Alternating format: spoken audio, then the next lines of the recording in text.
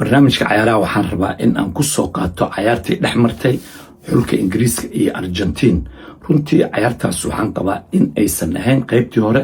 cayaar aad iyo aad u fiican, taasoo qaybtii hore xulka Ingiriiska u malayso inay rabeen afka hore inay ku qabtaan kooxda Argentina hase yeeshee aad iyo aad ay iskaga difaacayeen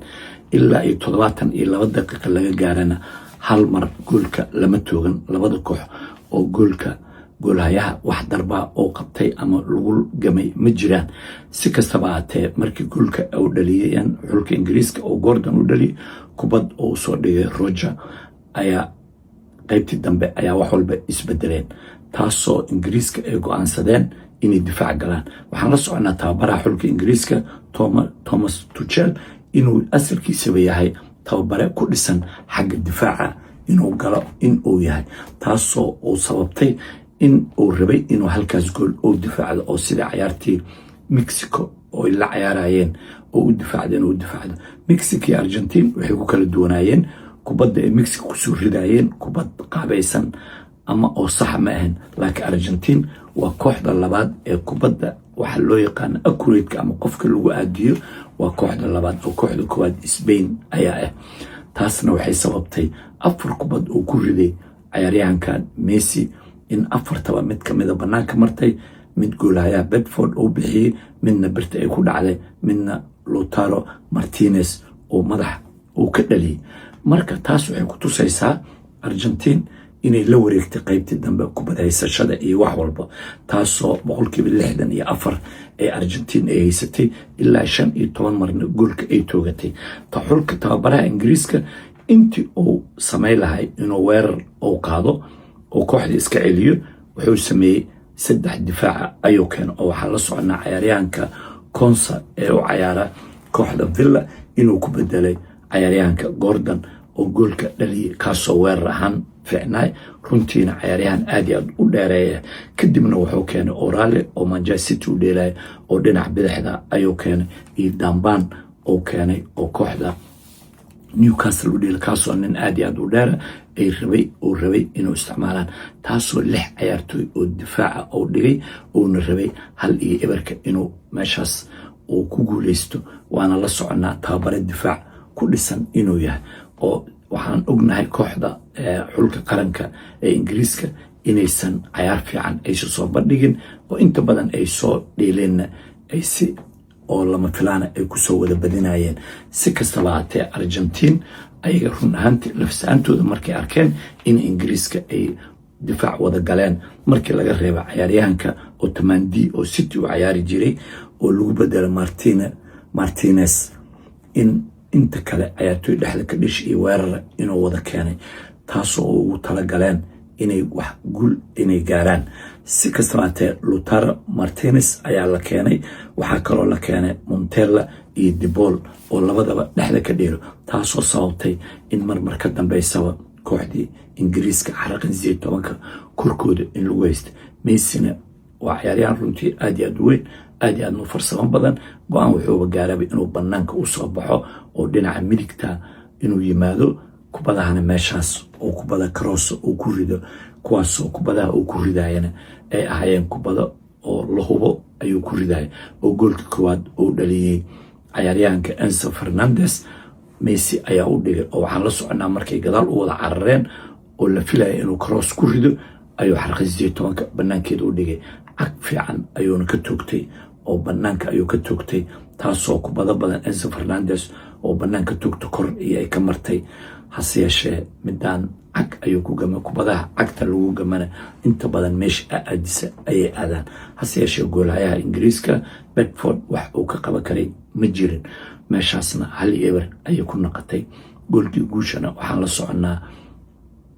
Lautaro Martinez inuu u dhaliyay oo kubad aad u qurux badan oo soo dhigay Messi, kaasoo Lautaro Martinez oo dhexda uga jiray ciyaaryahanka John Stone iyo ciyaaryahanka kale oo City oo u ciyaara kooxda Villa Konsa, kuwaasoo labadooda dhexdooda intuu ka boodo oo ka madaxiyo kana dhali. waxyaab kaleedna waxay ahayd ciyaaryahanada weerarada oo Argentina u jooga Alvarez iyo Martinez. ciyaaryahankan laftigiisa haddaan ku sheegay Lautaro Martinez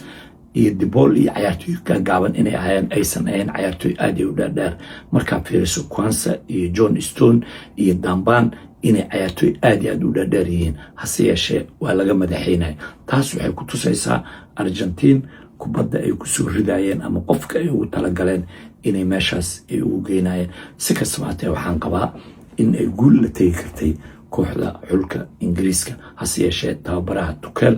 ayaa guuldaradaas baday xataa markuu go'aansaday inay difaac ay galaan oo 6 cayaartooy oo keenay waxa uu fadhiyay cayaaryahanka Watkinson oo Villa u dheelo weerar oo orodkiisa aad u fiican yahay ayaa fadhiyay Rashford ayaa joogay Gordon laftiisa inuu bedelo ma ahan wuxuu u baahnaa cayaartooy ordi karo in uu bedelay cayaaryahankan Harry Kane 20 daqiiqo markay dhineed sababtoo waxaan la soconaa Harry Kane inuusan lahayn orod uusan lahayn uu ku fiican yahay ciyaartooyda markay difaaca gasho xarqin 18 waa ninka qaraabta ama madax ku dhaliya ama kubado meeshaas ka dhaliya laakiin kooxdii qaranka xulka Ingiriiska dhamaantood difaac ay ku jireen ciyaartii Norway ciyaar ma soo bandhigin ciyaartaana wax weyn meesha muusan ku haynin waxay ahayd ciyaartooy orod badan in la keeno oo meeshaas la cabsiyo kooxda Argentina kadibna weerarka badan way joojinayaan oo difaaca ayay adkaylaan waxay isdheelayaan gool labaad laga dhalin laakiin markay arkeen in marka dambayso uu difaac soo wado ayaan weerarka ayay kordhiyeen taas ayaana ugu wacneed inay guul darro ay ku dhacdo Tuchelna waxaan la soconaa in Chelsea laga raacday PSG in laga soo raacday Bayern Munich in laga soo raacday haddana dadweynaha